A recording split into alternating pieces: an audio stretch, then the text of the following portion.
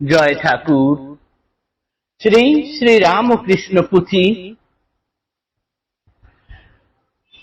দেখতে দেখতে আমরা পুঁথির চতুর্থ খণ্ড শেষ করে ফেলেছি। আজ থেকে শুরু হবে শ্রী শ্রী রামকৃষ্ণ পুঁথি পঞ্চম খণ্ড, অর্থাৎ আমরা অন্তঃলীলায় চলে আসলাম। এই খণ্ডে ঠাকুরের অন্তঃলীলার কথা বর্ণনা আছে। আজ পাঠ করব পৃষ্ঠা সংখ্যা 583। আজ থেকে শুরু হবে পঞ্চম খণ্ডের অন্তর্গত প্রভুর চিকিৎসার্থ কলিকাতায় আগমন ও বাস, এই অধ্যায়।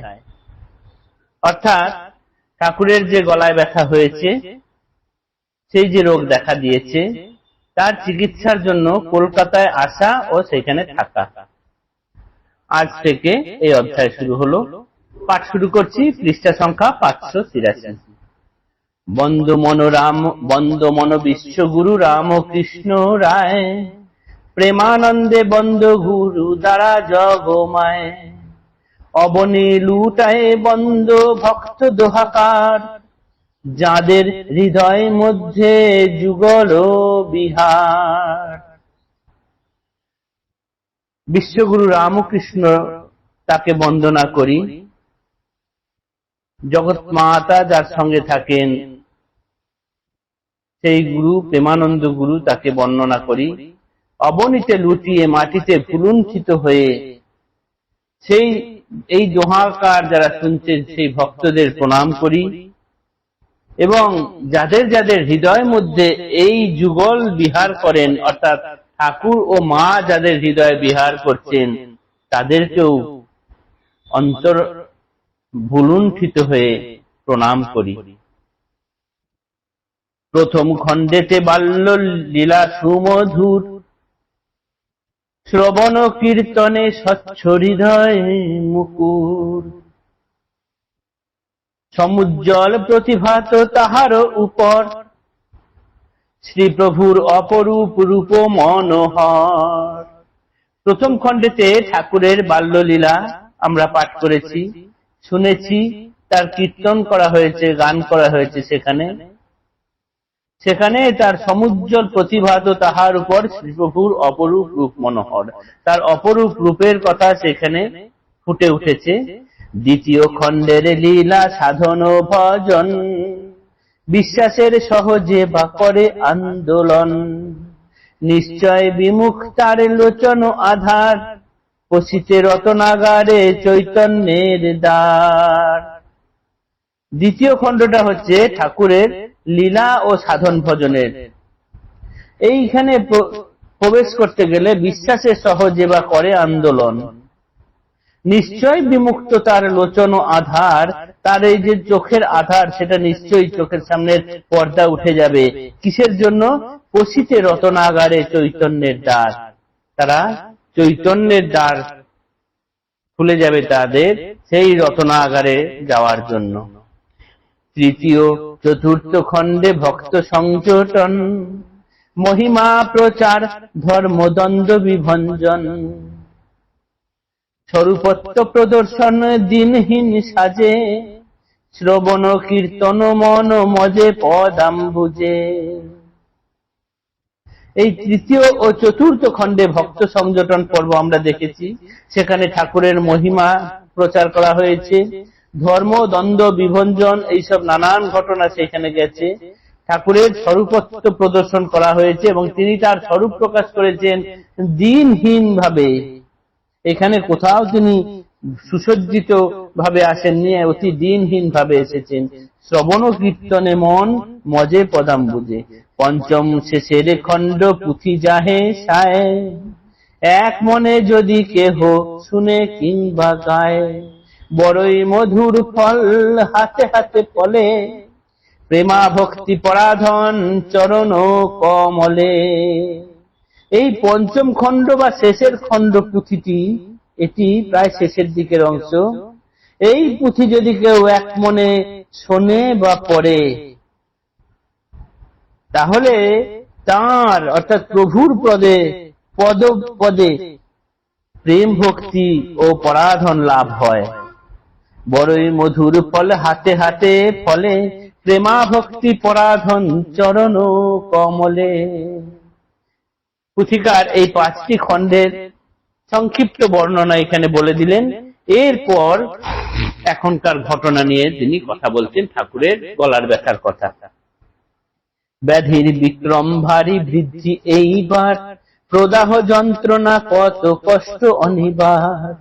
মধ্যে মধ্যে রক্তস্রাবে দেহ শীর্ণ প্রায়, এই মতে শ্রাবণের আধা আধি যায়। প্রায় শ্রাবণ মাসের অর্ধেক হয়ে গেছে, গলার ব্যথা মাঝে মাঝেই খুব বেড়ে উঠছে, খুব কষ্ট দিচ্ছে। এক একদিন এমন হচ্ছে যে অনেকখানি রক্ত শরীর থেকে বেরিয়ে যাচ্ছে। এই রক্ত বেরোনোর জন্য শরীর আরো কৃশকায় হয়ে গিয়েছে। ক্ষুণ্ণ মন ভক্তগণ বুঝিতে না পারে, প্রভুর আরোগ্য হেতু কি উপায় করে। ভক্তদের মন খুবই খারাপ, তারা বুঝে উঠতে পারছে না ঠাকুরের এই রোগের উপশম কি করলে হবে। তারা একে অপরের সঙ্গে কথাবার্তা বলতে থাকেন। এরপর কি করেন, একদিন রাম আর দেবেন্দ্র ব্রাহ্মণ, কালীপদ গিরিশ প্রভৃতি কয়েকজন, একত্র বসিয়া যুক্তি কইল স্থিরতর, প্রতিকারে উপযুক্ত ইংরেজ ডাক্তার। রাম, দেবেন্দ্র, কালীপদ, গিরিশ এবং আরো কয়েকজন মিলে একদিন স্থির করলেন, এভাবে হয় না, ঠাকুরকে দরকার পড়লে ইংরেজ ডাক্তার দেখাতে হবে। এটা ভাবলেন, কিন্তু এবার ঠাকুরের কাছে অনুমতি আনতে যেতে হবে। তো পরদিন প্রাতঃকালে ভক্ত 4 জন, অনুমতি হেতু চলে প্রভুর সদন। বিশুষ্ক বদন প্রভু দেখিলেন গিয়া, উঠিবার শক্তি নাই আছেন শুইয়া। হেন বিমর্ষ ভাব কখনো না শুনি, রসনা রহিত রস নাহি ফুটে বাণী। সদানন্দময়ে হেন নিরানন্দ ধারা, দেখি ভক্ত চতুষ্টয়ে প্রায় প্রাণহারা। মুখে নাহি সরে কথা প্রভুর যেমন, জিজ্ঞাসা করিতে তাহে আছেন কেমন। কিছুক্ষণ পরে তবে সম্বরী আপনে, বলিলেন বড় কষ্ট গেছে গত দিনে।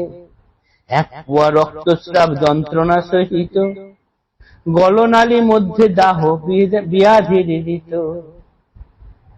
পরদিন এই 4 জনা মিলে ঠাকুরের কাছে গেলেন যে ইংরেজ ডাক্তার দেখানো হবে, ঠাকুর মত দেন কিনা।